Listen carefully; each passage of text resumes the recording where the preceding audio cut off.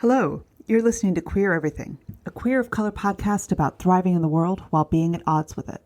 I'm Lena Rafiq Sheikh. I'm excited today to introduce you to a very good friend, Sarah Cypher, who, aside from also having a rather excellent spy-worthy name, is the longtime owner of the Threepenny Editor and also the author of a novel, The Skin and Its Girl, that just came out on April 25th from Ballantine Books. The central relationship in the book is the bond between the blue-skinned protagonist, Betty Rummani, and her great-aunt, Nuha, both of whom, it turns out, and this is not a spoiler, are queer. The fictional Rummani family are in exile from Palestine, where they had owned a soap factory for hundreds of years over many generations, a soap factory that was destroyed on the day that Betty was born with her blue skin. And that's where the story begins. Sarah has been writing for a long time, and it was a privilege to be able to read and talk to her about this, her debut novel. Her writing is beautiful, insightful, sometimes pointed, often poetic, and deeply evocative. I found that I had to really slow down when reading it and give up my bad PhD reading habits of shearing my way through books, which served me well then, but ruined me for pleasure reading for a long time after. With this book, I relearned how to slow down and actually enjoy reading for the pleasure of it, for beautiful prose, and to immerse myself in a world and a story and an experience.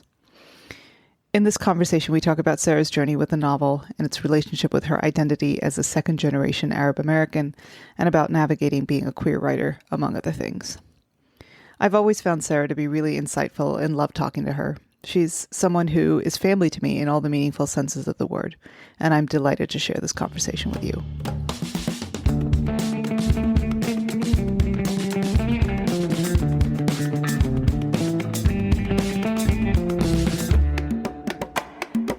I am very excited to welcome my very good, very old, and absolutely wonderful friend, Sarah Cypher, to the podcast today. Sarah is a writer and editor who has a book coming out on April 25th of this year, The Skin and Its Girl. Sarah, welcome. Would you introduce yourself to folks for people who don't know you? Yes, absolutely. I am so happy to be here. Thank you so much, Lena. My name is Sarah Cypher. I have been a freelance editor for 20 years. Lena and I met in our first creative writing workshop in college, and I had already been writing fiction for a few years by then, but it took me a very, very long time to break through, and I'm so proud to see my novel, The Skin and Its Girl, coming out into the world from Ballantine Books. I live in Washington, D.C. with my wife. We've kind of skipped and hopped all over the country for the last 14 years, and it's been a ride, and I'm just really, really happy to be a guest on your show. This is actually my first interview for the book's publicity, so thank you. It's fitting. Well, I'm really chuffed, and I've been excited. As you know, the broad theme of the season is about family. And when I read the blurb that you released about your book, I was like, oh my gosh, this is so topical and so thematic. Backing up first, we really do go way, way back. I think now it's 25 years, is it, since we first met in, as you said, a creative writing workshop. And I think about that space a lot, Sarah. Like, you know, that space is very alive in my head for a number of reasons. One being how many of us met each other who are still in touch to this day. And then two, how really formed my impression of writing and writing spaces in a certain way that I'd love to talk to you about later in this episode. First, the book, The Skin and Its Girl. I gave it a read when you first sent it to me, and then I gave it another read the last couple of days. This was like really beautifully and evocatively written, and it told a really complex story and unfolded it in a way that I really appreciated on the first read and then got on the second read. I'll let you introduce it. How would you introduce the book? What is this book about? Yeah, sure. It's a literary magical realist novel. The Skin and Its Girl is narrated by Betty Rummani, who is a queer Palestinian-American woman, and she's facing the hardest decision of her life, whether she's going to stay in the United States, the only home that she's ever known, or if she's going to leave the country with the woman that she loves. And for guidance, she turns to some old family stories and memories that were shared and embodied by the late matriarch, Aunt Nuha. And in that process, she discovers some family secrets that complicate and make her decision easier ultimately, but really changes how she thinks about herself and, how her family holds queerness. So the question both of being queer and also queer family and familial ties. It's interesting. The episode I recorded just before this was with Karim Khubchandani, who has done some scholarly theorizing about the figure of the auntie and the auntie as a deeply queer and sometimes transgressive figure. So I think it's really timely that we're having this conversation when we are. Tell me, what was the inspiration for this book? The inspiration, kind of what drew me to it personally, I'm a second generation Arab American. My mother's side is Lebanese. Betty Rummani is second generation Palestinian-American. And like her, I've wrestled with, my family's assimilation stories and, what got left out, what got included, what was safe to say, in what company, what we took for granted and what, I kind of discovered later. So really an interest in what gets effaced, coming back to that through the lens of a writer and as a storyteller. I'm really interested in both what we say and what we don't say. And if we don't say it, how do we talk around it? So, that really informed the craft of the novel too. So we met in Pittsburgh. You grew up in Freeport, which is, say, about half an hour outside of Pittsburgh.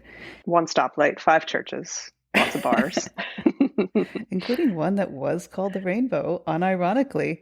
It's still there. Oh, really? It's still there. They took the rainbow mural down, but it's still there. It's not a gay bar for us. It's not. It's really not. It's not. So you grew up there, and I think that one of the things that possibly, it's been a long time, drew us to one another is the affinity for Arab culture. And for me, it was growing up in the Arab world, and for you, I remember going over, and you were at home. Having grown up in Western Pennsylvania, at home you were cooking like grape leaves and kibinaya, which is like very serious, like within culture food, right? It's raw meat, yes. I didn't realize it was raw meat until I was 12, after it was already my favorite food and too late to go back. Right, so there were ways that you were still tied to that history in your family. A really interesting and queer way of measuring the distance between where families broadly came from and where we met as 17-year-olds. Through the lens of our friendship and our relationship, it really highlighted what wasn't there as well as what was, and in really unexpected ways too.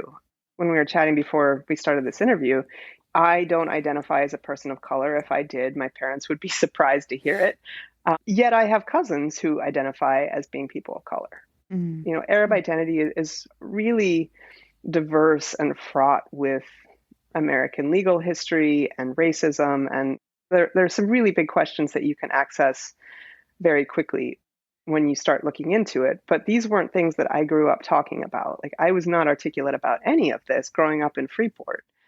And it wasn't something I really needed to think about because in a lot of ways, Western Pennsylvania attracted cultures and ethnicities from all over Europe and the Savannah region and ended up with a lot of durable ethnic communities that are still there to this day, which is one of the things I love about wider Pittsburgh area.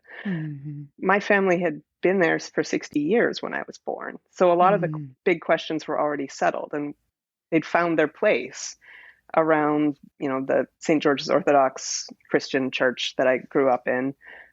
So there was the food, there was the religion, the language had been lost. I mean, I studied it a bit later as an adult, but really it's only the relatives, 80 years and up who can still understand Arabic.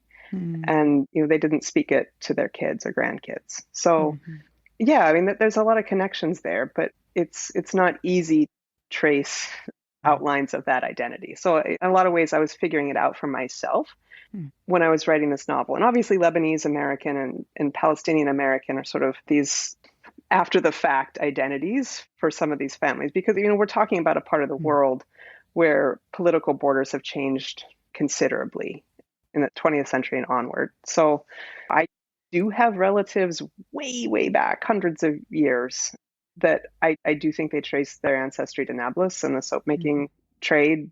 But that was something I discovered very late in the writing process. Mm. But, I don't think a novel is worth writing unless you're discovering a lot of things and challenging yourself. So, Mhm. creating this story was also sort of a personal journey for me as well. There's two things I want to ask you out of that. Mm-hmm. One is if you care to share Mm. a little bit about what that family history is when your, I think it was a grandfather or grandfather's parent came Mm-hmm. over, or Mm-hmm. parents came over. And then a little bit about, I mean, I have a sense that the process of the research that you did behind the book and the writing of it was a reclamation in a sense, right? And Mm-hmm. maybe an intervention in and an antidote to the assimilation that I think so many people's families had to do, especially in the sort of mid 20th century, in a way that people who came later just didn't, and in the way that the characters in your novel didn't. So curious if you're open to speaking about those things. Yeah, and I really like the way you phrase that the writing of the novel is an intervention in assimilation, because that really is what it has been for me. I think a lot is lost whenever we try to fit into the mainstream. And I can speak about that sort of personal and unrelated level. Growing up as a kid, didn't know how to articulate her queerness in a place Mm, like Freeport, pretty rural, graduating class of, 100 and some mm, white kids. I felt a sense of difference. And a lot of it, came from being that bullied kid for, 6 years. And, there was just this core desire to be able to sit in a room and pay attention to what was being taught without being aware of every creak of the desk and whisper in the room. That there was a sense that I just wanted to blend in. And mm, I think that experience connected me pretty strongly with, at least it was a starting place for thinking mm, about my grandfather and his generation, just mhm, coming here and wanting to blend in. That was a guiding thread for me in mm, navigating the process. mm, My grandfather, Neji Kanan, was one of the oldest siblings of a family that emigrated from Basbina, which is now in Lebanon, sort of on what's now the border between Lebanon and Syria. They're a Syrian Orthodox Christian family, but came from majority Christian village right next door to a majority Muslim village. mhm, Whenever they came to the Pittsburgh area, and my grandfather's father was a carpenter. He passed away very young, so his mother was left to support the family. So mm, she worked as a janitor in a school. And because he was the eldest boy, my grandfather, Neji, finished his schooling, but he didn't go on to college. He enlisted in the army, served in World War II, and helped support his younger siblings who mm, did go on to get educations and work in white collar professions. My family was more working class. My grandfather came back from World War II and worked in the steel mills as mm, an electrician, I believe, for the rest of his career. So, he would speak Arabic with his brothers and cousins, but family, no, not so much. At around that time in the 20s, the St. George's Orthodox Church was founded, and that was sort of the center of the community. I mean, that was where I was baptized. They still mm, have church picnics and, food festivals and donuts after church, and God. But, there was a lot of family history that was shared. I mean, like I mentioned earlier, some of our relatives were darker skinned and, they were kids in the 1950s and mm, excluded from Girl Scouts because they weren't white enough. So there were sort of mm, bad experiences that were nevertheless kind of peripheral to my upbringing. Like I was aware mhm, that happened, but, my father's white and, the woman that my grandfather married is white. So, mm, I don't look Arab, or I don't look mhm, very Arab anyway. But that was the side of the family that I spent most of my time with growing up as a kid, and mm, that formed a big part of the pride that I have. The food mm, and our family and our family history and the stories that my grandfather told. When I met you in college, it felt like home, and mm, it's hard to classify that other than mhm. as a feeling of familiarity. And I think Yeah. that's what's always guided me in that part of my identity, for lack of a better word. Thank you for sharing that. Mm.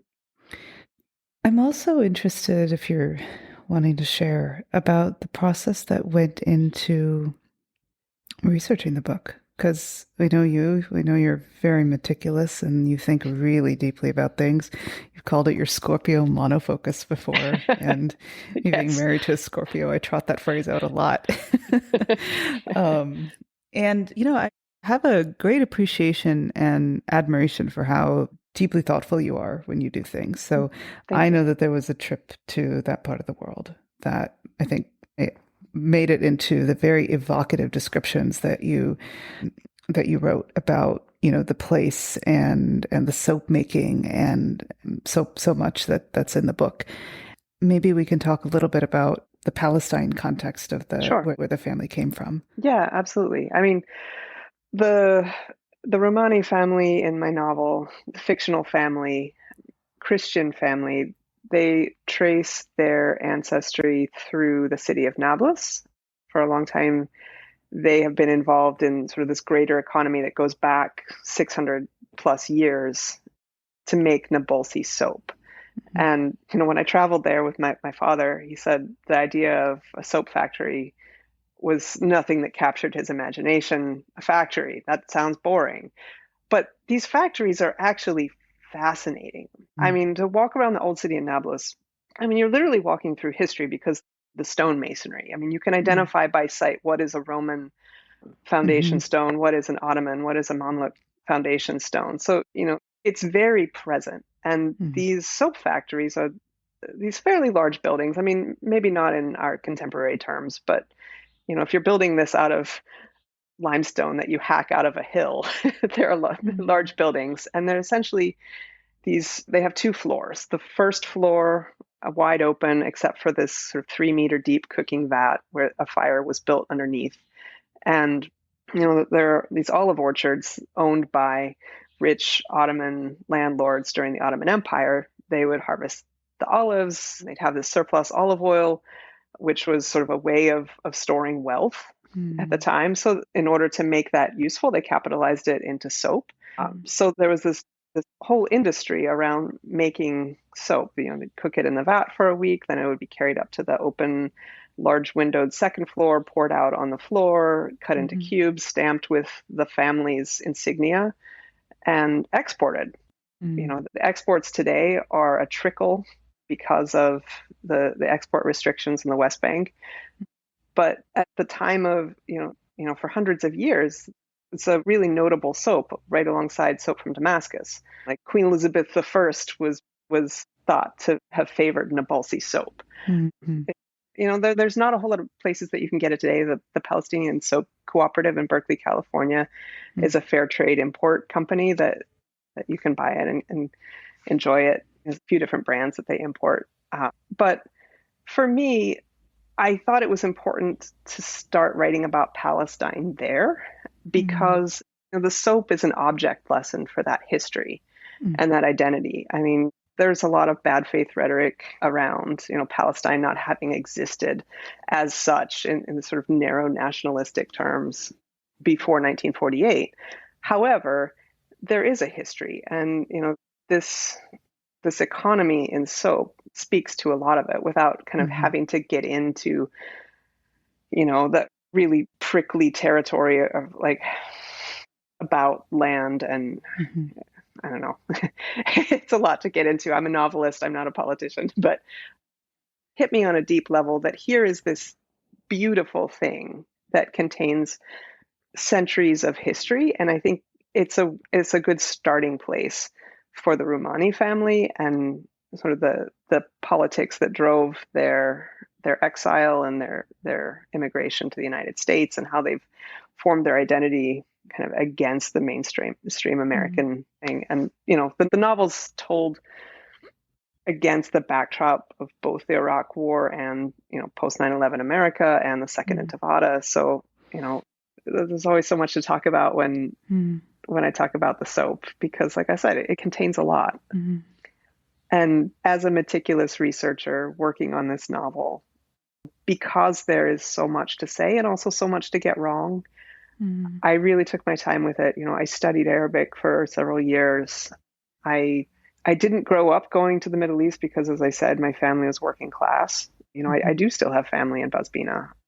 I would like to go, that's more possible now than it has ever been. But I was able to get a grant to go to the West Bank and study for a bit, go to the soap factories, walk around Nablus, talk about the history, go to the Women's Collective, go to refugee camp, walk around Jerusalem, just spend some time.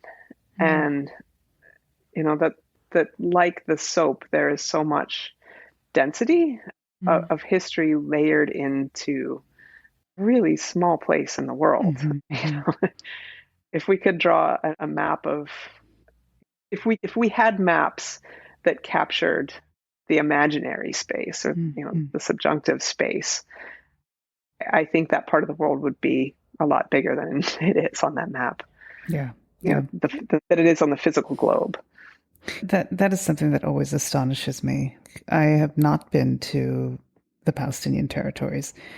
I have been to Lebanon and Syria, and you can't turn around without finding yourself next to something that's at least hundreds, if not a couple of thousand years old. It's astonishing. And you, I think, put it a few times in the book in very evocative ways. Just the juxtaposition of people who, what was it? For people who were on like this Bible tour, right? The other stuff was just sort of an impediment to the more interesting things. Or there's a scene at the end where a couple of your characters are picnicking on a mountain and they're going by like really ancient things, right? But I mean, they're just on their way to picnic on a mountain. Yeah. So I thought that those are really beautiful allusions to the density of history that you're speaking to. You did say that you traced some of your family history to Nablus. Yeah, that's right. Yeah, I was walking around the old city and I was in the second or third day there. And Nablus is somewhat set up for tourism. There's sort of the big letters, Nablus with the heart, Instagrammable, yeah. Very Instagrammable. There's these historic brown signs throughout the old city that are in English as well. I mean, I can read Arabic to some extent, much better than I can understand it because of the dialect. I didn't study the dialect. But I saw the Arabic letters for the Canaan soap factory. And I read it again in Arabic, and then I looked at the English just to make sure. And my mother's family name is Canaan. And I knew about Canaan's soap, but the Canaans came to the soap industry late in the 1950s after 1948 foundation of Israel, that changed a lot of the economics of the time. So they were looking to make soap cheaper, and they engineered a process for manufacturing soap from the olive pits rather than pure olive oil. So I knew about that, but to see the factory change something for me, and I went inside and it had been renovated as a cultural center where they give classes, and it's a space for elders and children and the Center for the Palestinian Narrative. And I was able to speak with the women who were volunteering there a little bit and prompted me to do some research, kind of on my own. And there is a story, I think, and I was never able to get more information, but there were brothers that fled a quote unquote blood feud in Nablus 200 some years ago and went to, the Busbina area where my family is from. So I'm somewhat confident that there is a family connection to the original Canaans of Nablus, before they were a soap family, because the big soap families are Muslim because they were the tax collectors for the Ottoman Empire. And it's frustrating to not be able to have more of that story. But again, that's a familiar feeling when you're writing about queer history. Threads being dropped. And, in those times, you're sort of forced to come back to that feeling of what is my interest in it? What is my connection to it? What does it make me feel to not have this information? And, try to construct our own meanings around those absences as well. So, that's a big part of the book as well. It's interesting because I've had the sense, especially the last few years, as you had been stepping up your research and the writing process. For me, certainly, I sometimes feel like I walk around with this internal compass and it's pointing me places and I don't quite know why. And I walk towards those places and it yields something. It's a pull, it's a draw. And I had that sense with you around this in this project. Hmm. So I'm curious now, the aunt figure who features so prominently in the novel. Tell Nuha. me how it is that you landed on that as the major relationship in the story, both overt in the time that she and the narrator had together, and then also in the rebraided history that the narrator is constructing, from finding it's the aunt's personal effects and also remembering the stories, realizing their meaning perhaps in retrospect. That's a wonderful question. Yeah. And I like what you said about the internal compass, because I think a lot of that, it parallels the writing process. Writing fiction, particularly as a way of thinking about things, that it's not all an intellectual process, that there's Right. a good bit of intuition involved as well. So Nuha, in The Skin of This Girl, she is 80 years old when the story starts, or the story that the narrator is relating starts. She is this kind of bombastic, fun auntie figure. She's the sister of Betty's grandfather, and she's always taken responsibility for the informal domestic education of the children. Not domestic in the sense of domestic chores, but knowing the family history, entertaining the children. We gradually learn that this is an identity that she hides behind as well, and I don't want to give any spoilers away, but she knows how to take control of a situation. And when a character like that walks onto the page, you have to follow her. So in a lot of ways, Nuha, even though she's a fictional character, she was sort of the auntie of this story's creation for me. When I first started writing about her, she wasn't a major character, or, she came and left. But with each subsequent draft, I felt that there was more, that internal compass was pulling me toward her character. And from the vantage that I'm at now, the book is finished, it's coming out. I can think about The Skin in Its Girl as a finished novel with a title, and these characters are somewhat fixed. I can't go back in and write a sequel. This is a one and done type project. It already took 15 years. I can really think about Nuha as the auntie figure that I wish I had growing up. Mm-hmm. Thank you for sharing Kareem's TED Talk with me about aunties, queer aunties, and sort of the role that they can play in the community as being able to take up space and create space and, protect the community of their loved ones with gossip. I mean, they're sort of intrusive as well as protective, and to hear Kareem lay it out so simply, I'm like, yes, that is the role that Nuha has played. And I was kind of working on one of the final drafts of the novel, and just thinking about what draws Betty talk about more than her own mother and father and grandmother. And it's the ways that Nuha has created that space and laid out the possibility of other identities for Betty as she was growing up. I mean, Nuha passed away before Betty came out, but, as an auntie yourself, things about your relatives. I mean, you have a sense, and, it can be anything. I mean, even being a writer is sort of a queer identity in some ways. And, I feel a responsibility for protecting those identities that can be so easily collapsed by the world that we live in, and the pressures that, you face as a young adult coming out in a world that requires a lot of labor from you, a lot of capital from you, a lot of conformity. Aunties really are magical because they're old enough to be skeptical of those systems. You've captured a very complex character in Nuha, who's capable of containing hard things and joyful things, and who certainly epitomizes this, I think, in some ways, very Arab, also very Desi thing of like a stern love, right? Yeah, which I appreciated. Let's talk a little bit about the queerness in the story, because the way that each character expresses, like,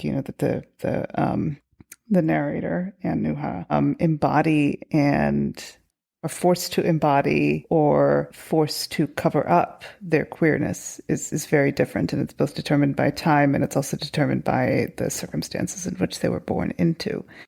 So I'm curious about the choice to make the aunt explicitly queer as well. And this is not a spoiler, it is on the book jacket. So I can talk about it. That's a really good question. The word queer, as you know, you talked about this last season with Joe Steele, that's a reclaimed word. And especially the older members of our community have a much more fraught relationship with it.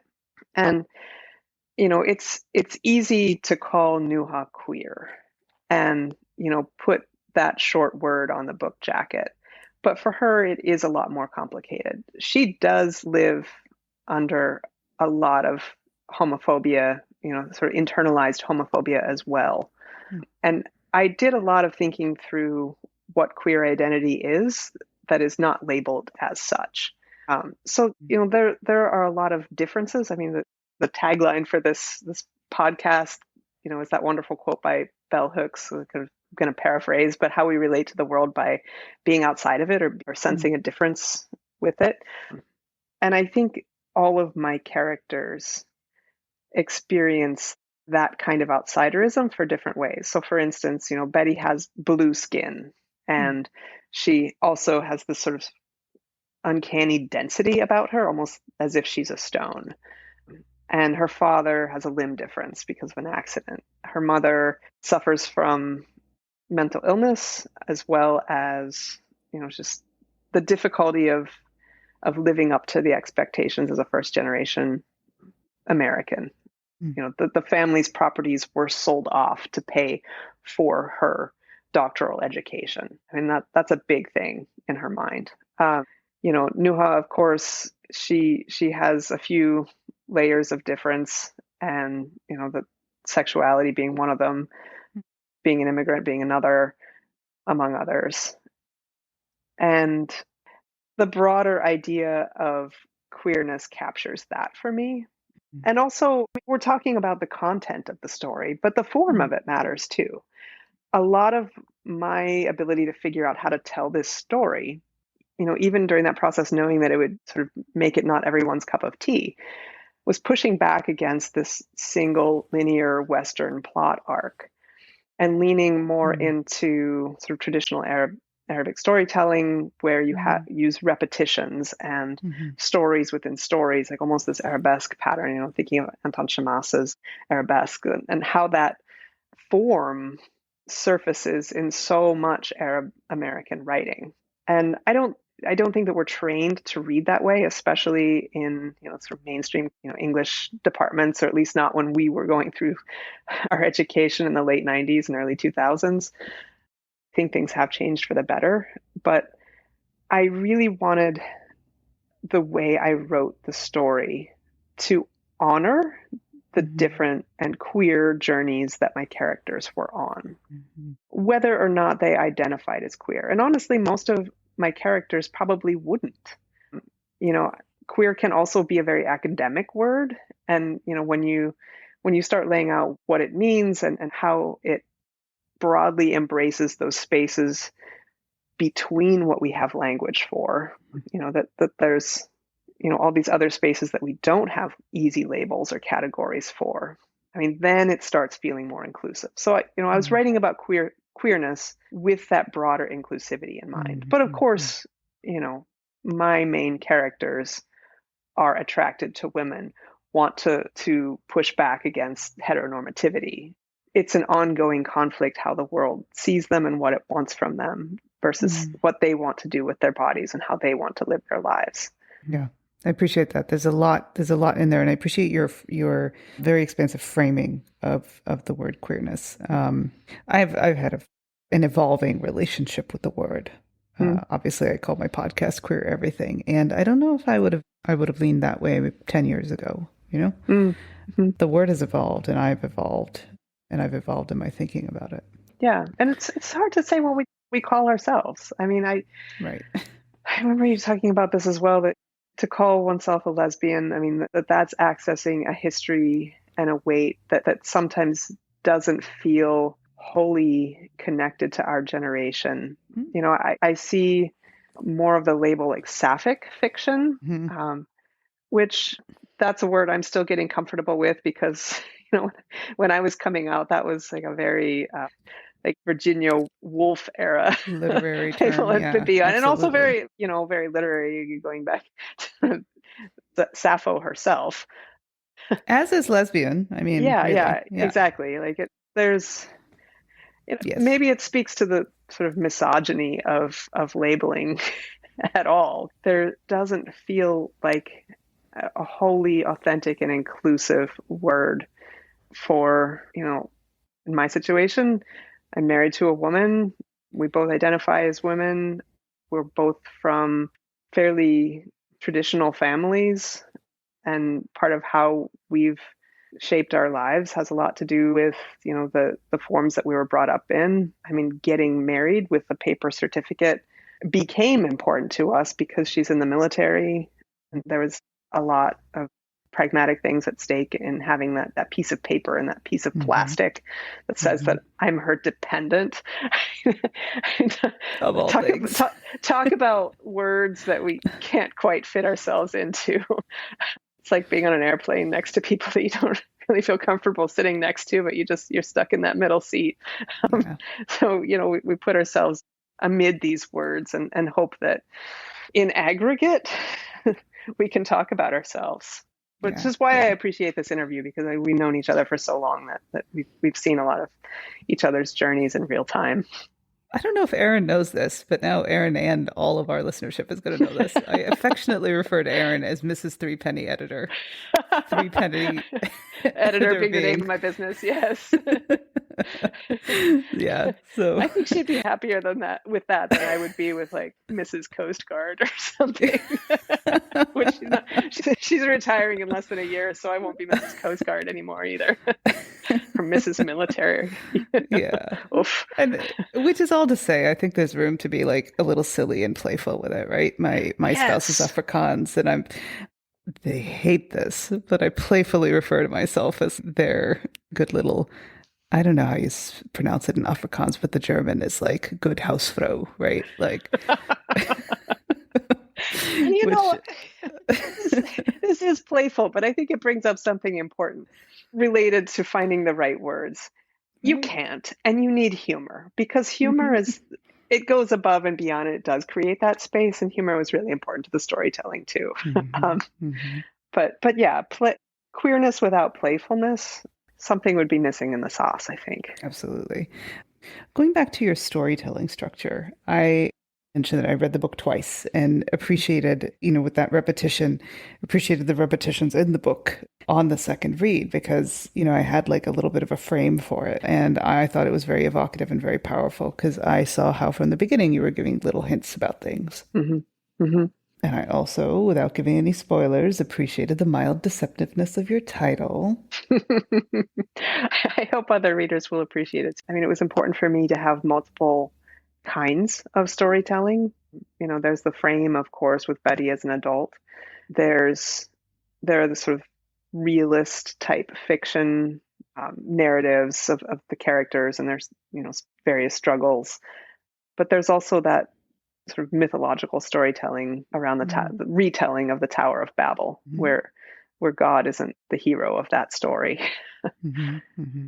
And I had fun with it, but it also felt inherent to this particular project. And I can say that now, working on a very different project, that when you're writing a novel, it doesn't feel like it at the time because you're so far in the space, but it does suggest how it wants to be told. And you mentioned my Scorpio monofocus. Sometimes I have the wrong direction doggedly in my head, Mm-hmm. and takes me a long time to step back from it and say, no, you're trying to walk through a wall. Mm-hmm. The novel's trying to make it easy for you. Like, you sat down and wrote 1,000 words in 45 minutes, 3 days ago, with that thing that you don't think belongs in the project, but maybe it Mm-hmm. does. Come back to it. And, you know, doing an MFA created a lot of space to explore Mm-hmm. where it was easy, and gave Mm-hmm. me some language for framing what I was doing. So there was a level of intentionality, and I think I came through that process, fortunately, feeling like I could defend every decision that I had made. And as a writer who has been submitting novels since age 18. Like when I 18. printed it out, I mailed it in the mail. I waited for the paper rejection slip to come back. Damn, I remember that. Yeah. Yeah, I mean, it was a different time, but I mean, I say that because I've been submitting a long time. I've been getting a lot of rejections for a long time. And to finally have some language to explain what I was doing and why did a lot to address the self-consciousness that came from all of those rejections. And I think with that confidence also helped me revise it for an agent, and when I was working with the agent, then revise it then again for the editor. And there were a lot of gatekeepers, say that with air quotes, who really showed up for this book. And I think even if I had been submitting this novel as I submitted it in 2020, if I had been doing that 10 years before, I don't think I would have found an agent or a publisher for it. Yeah, so that's something I'm interested in hearing a little bit about, because I'm seeing not quite a proliferation, but definitely books out by people whom I don't think would have been published 10, 15 years ago, right? Including people we know in common. And it's really heartening. And it actually got me thinking about writing and the spaces in which writing is cultivated, like MFA programs. Before we got on this recording, we were talking a little bit about what those spaces are like and what the dialogue around them has been. And the workshop that you and I sat together in first semester of freshman year, it still lives in my mind in certain ways, right? And it's really interesting because so many other classrooms are so forgettable. And there was something about that space that has stayed with me. And I'm curious about your experience as a queer writer, writing about things that touch on identity in writing workshops. And then also, you said that you're the so-called, quote, gatekeepers, like really showed up for this in a way that you may not have thought they would have a number of years ago. So I'm curious about your experience as a queer writer in these spaces and also with navigating the industry. Yeah, that's a complex question, and I'll answer it on a couple of levels. I mean, that workshop lives, the one where we met, lives in my mind as well, in a good way. Hilary Masters led the workshop. I mean, he had, lived a very full life before we met him when he was in his 70s, I believe. And, he was a generous mentor throughout college, but he also, he brought a lot of the received wisdom of sort of the early MFA programs. I don't think he actually had an MFA himself, but, what was being taught at that time in terms of craft still owed a lot to sort of the cis het white literary canon that came out of that MFA programs of the 50s onward, and Western centric storytelling as well. We read The Overcoat, and yeah. he kept floating that quote, "We all came out of the overcoat." And I remember thinking, like, who is this we? And I don't like this story. And do I belong here? Yeah. And I don't know that I read any gay fiction in any of my workshops. And I was not the only queer writer in those workshops. So you've also been an editor for how many years now? 20. 20, yeah. Independent for 20. I was also an associate at Carnegie Mellon University Press whenever we were students. So I've been looking at manuscripts and writing for a really, really long time. And that practice has evolved for me as well. In growing as an editor, that process has also been realizing how much I've benefited from sort of a more culturally inclusive and diverse way of talking about writing, and also applying that to my editing. So, it's just seeing the world through two separate lenses. One being, this is the world that we live in. It's going to be evaluated this way in 10 seconds or less by a busy person whose, income is based on their ability to sell a project to an editor. I'm talking about literary agents, of course. And will a publisher buy something that straddles genres and not in a sexy way? I was wondering when your sense of humor was going to come out. There will always be a market for erotica. Um, you know, it's the world we live in, but also the world that we could live in that inspires me. Like, can we have cross genre writing? Can we have books published for a niche audience that do get the benefit of, the big, publicity and marketing wheels of a Right. well-funded publisher? It's nothing that I can resolve as an Mm-hmm. individual person, but I'm just aware of the power that stories have, Mm-hmm. and how few helpful ones there were for me growing up, because those resources and that language and those models didn't exist for me in the stories that I loved as a kid. And it didn't stop me from loving them, but I feel like everything changed for me whenever there were more stories, that people who loved like me, who had history, family history like mine, or who were critical of the systems that I felt like I needed to fit into for survival. And knowing that power against our contemporary backdrop of there being some 400 bills, anti-LGBTQ bills in the state houses across this country, it's terrifying and also galvanizing. I mean, I want to be a force for good, and if we can find allies in the publishing industry and in mainstream resources that are trying to be more ethical in the work that they do in the world.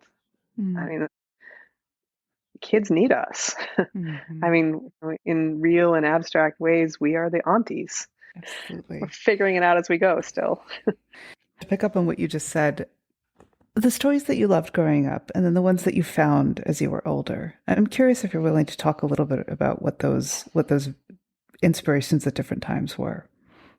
Yeah, absolutely. I mean, I don't think it'll be surprising that one of the first books that changed my life as a young adult, it wasn't a queer story so much as a political one.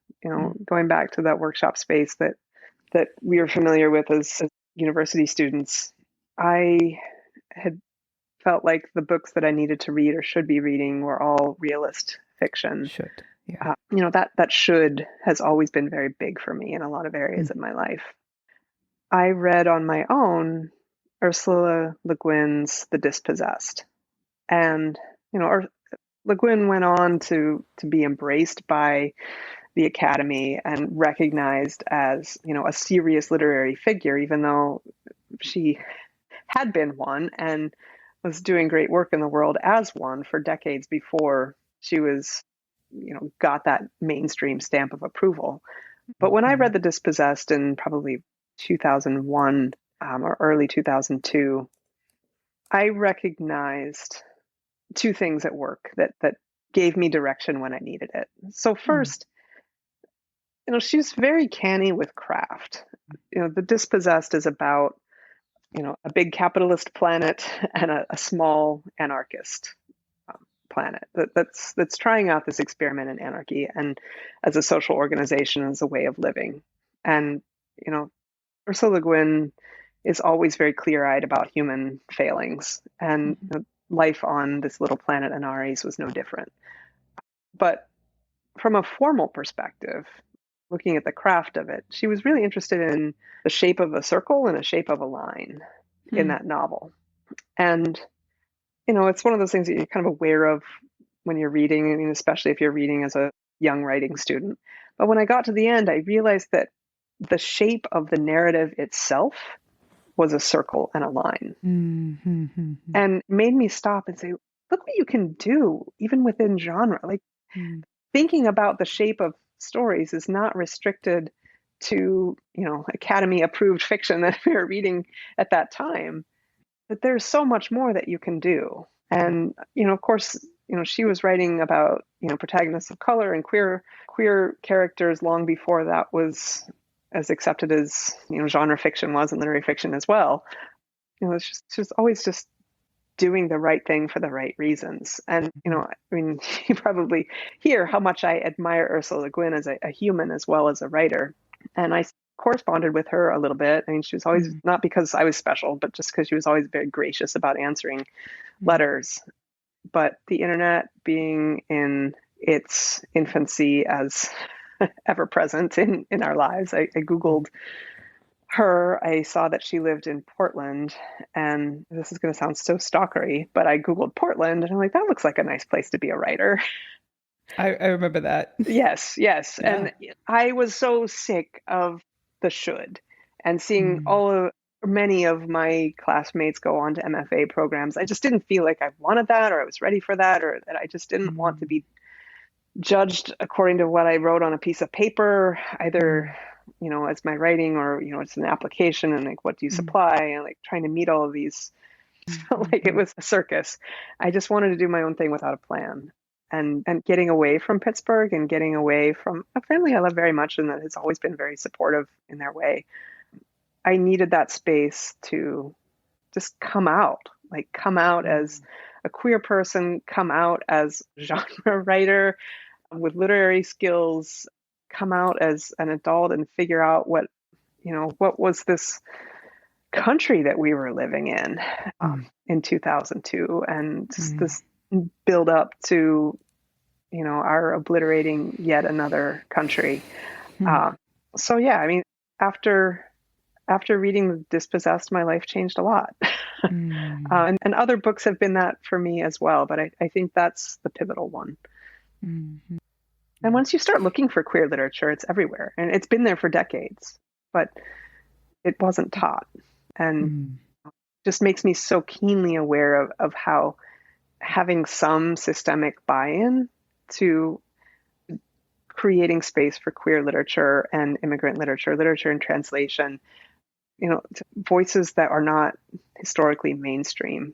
It is essential. I mean, we're in our 40s. We've had time to learn these lessons. But when you're 17, 18, 19, coming out of a place like Freeport, you don't learn this. I mean, that's again, like coming back to the anti-LGBTQ bills across the country. It's just really makes me concerned for teens and kids. How many things are being suppressed, including literature, in exactly the vein you're talking about, right? Yeah, and it doesn't mean that these kids aren't going to realize that they're queer or that they're different. I mean, one thing that generation coming up now has that we didn't was really free access to the internet. And I mean, you can learn all about your queer identity on YouTube. So it's not that these that would have been kids handy. Yeah. I know, for real. But it's not that these kids aren't going to know that they're queer. It's just that they're going to feel that their systems hate them. And God, I mean, my heart breaks. Are you willing to talk about your queer journey at all? I'll tell one story that I think implies a lot about coming out. When I met Erin, I was 28. She was 27. We had both broken various bones in our respective lives, thinking that we knew more about snow sports than we did. Okay, just so folks know, they're both athletes. Yeah. Both very, very active people. It was me mainly trying to keep up with Erin, and I did not grow up as an athlete, but a multiple Ironman athlete, Erin. She's amazing. Yes. But I posted a personal ad on Craigslist, and this was 2009. OkCupid even. No, I think I actually had an OkCupid profile for a little bit before then, but some chick broke my heart, so I deleted that account. So I posted on Craigslist, which has always been my go-to, and I've tried writing an essay about this and nobody wants to publish it, and maybe I haven't figured out how to write it, but Craigslist has been wonderful to me, and it's a problematic site. Terrible things have happened. I'm not minimizing that, but in my particular life, Craigslist has been wonderful. I mean, I'm sitting right next to a beautiful couch I got on Craigslist. I adopted a cat on Craigslist. I found places to live on Craigslist, unnumbered bicycles, and also my wife. I can tell this story with a respect for its sense of humor now, but for a long time, we went on our first date and we were just together from that day. Like our anniversaries of our first date, our commitment to each other after a year and our wedding all aligned because we knew on the first date that we belonged together. Mm. And despite how lovely that is, for years after, at least 10 years, we would not say that we met on Craigslist. That we just said that we were in the same triathlon club together, which is technically true, but we never went to any of the meetups, so we probably wouldn't have met each other anyway. And the broken bone story is sort of funny and distracting, but we met on the internet. And going back to what I was saying about queer kids learning about queerness on YouTube, I mean, the internet is an incredible resource for people who just don't feel in the mainstream, or that you feel like you're coming out, or that still have something to hide, or that, there's still a part of you that is afraid.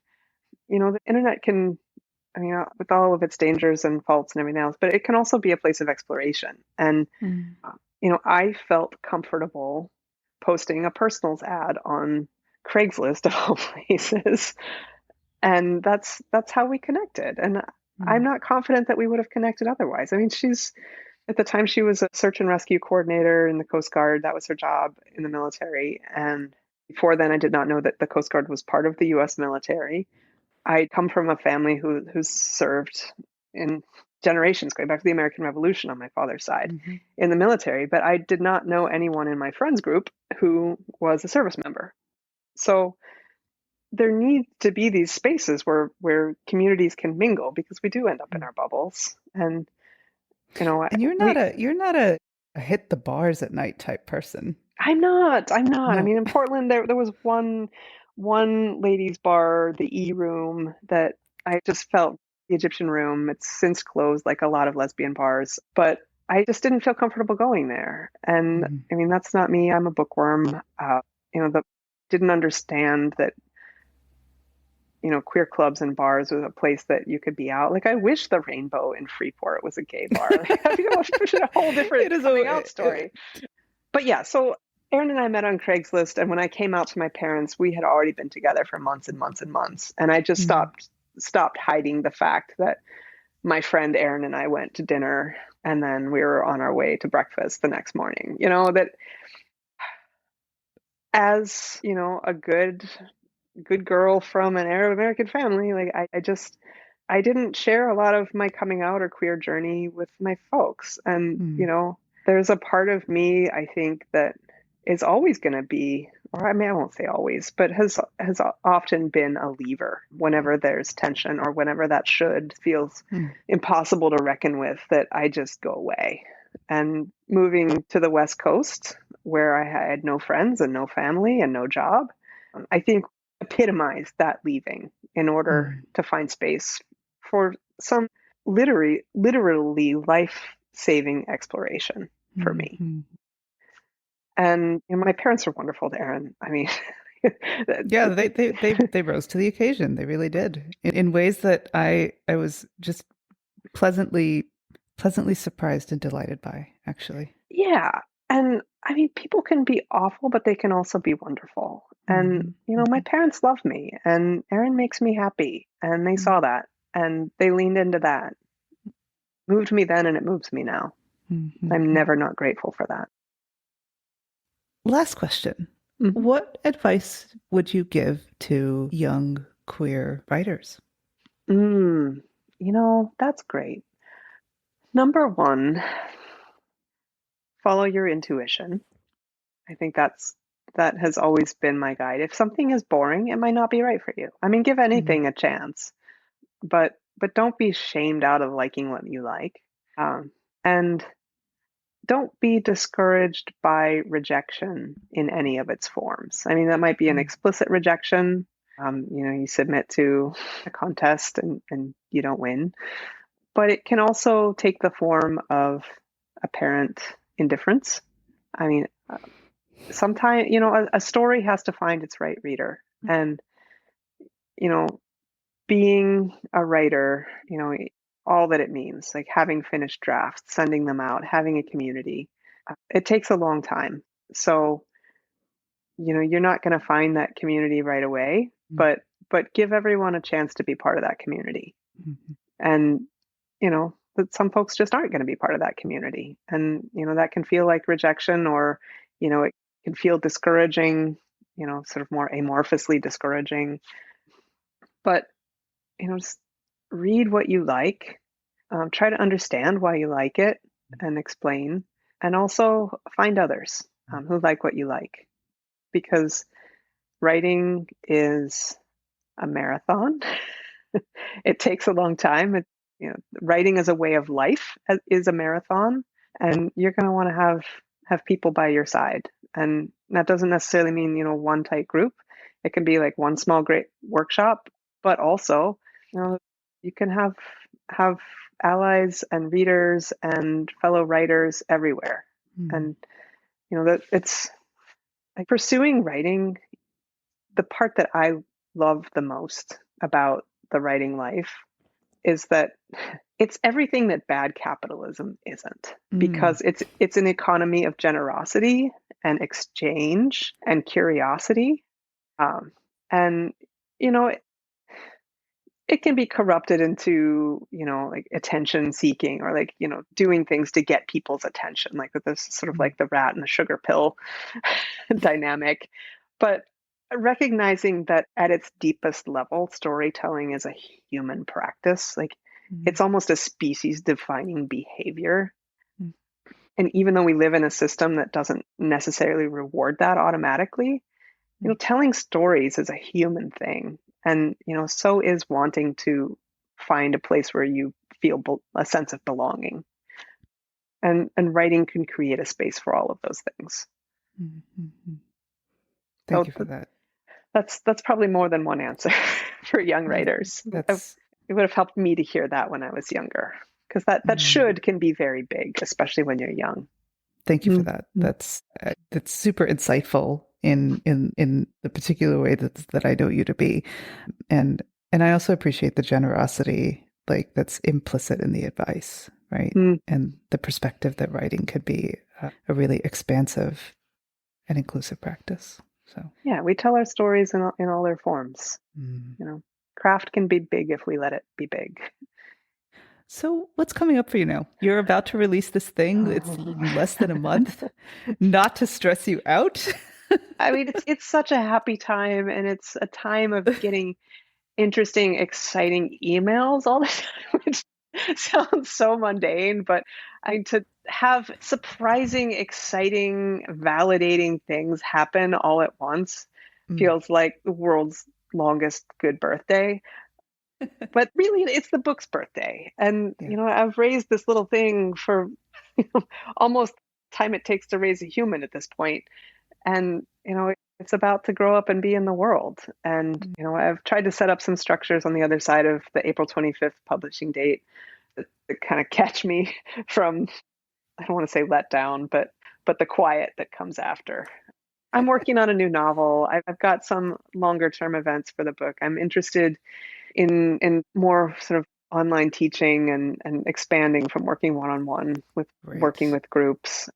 There are exciting things. I'm going to be a freelance editor for as long as writers want to work with me, but I'm ready to let some other structures in too.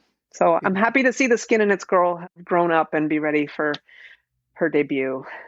And I've got a few things to fill my empty nest after. Fantastic. After your blue-skinned, mortar-filled child. Yes. Lives in the world. Beautiful. I love it. So where can people find you and keep up with you? My website, sarahcypher.com, SARAHCYPHER. There are links to almost everything that you want to know there. RSVP for events, virtual events, all throughout end of April and beginning of May. My Twitter handle is 3penny. I'm not sure if I will be on Twitter forever. I think that's just going to be a professional space for me. But Instagram is still a fun place. I love taking pictures of animals. There's a lot of book stuff on there right now, but it'll go back to animals in a bit. It's just my name, Sarah Cypher. Sarah has a talent for stalking and photographing animals. The account is very entertaining just because of that. My spouse is a big fan of yours and your animal photographing abilities. Well, I feel a lot of connectedness and community with non-human beings. And that's actually, not to spoil it, but a big part of my next novel too. So Sarah, thank you so much for taking the time and for talking to me here on this podcast. Lena, thank you so much for making space for me. This is the interview that every writer can dream of. The Skin and Its Girl is available from Ballantine Books now. I encourage you to go out and acquire it, ideally by supporting your local indie bookstore or requesting it at your local library. Read it, enjoy it, and follow Sarah at the links below, especially on Instagram if you like wildlife photos. Thank you so much for listening. Until next time.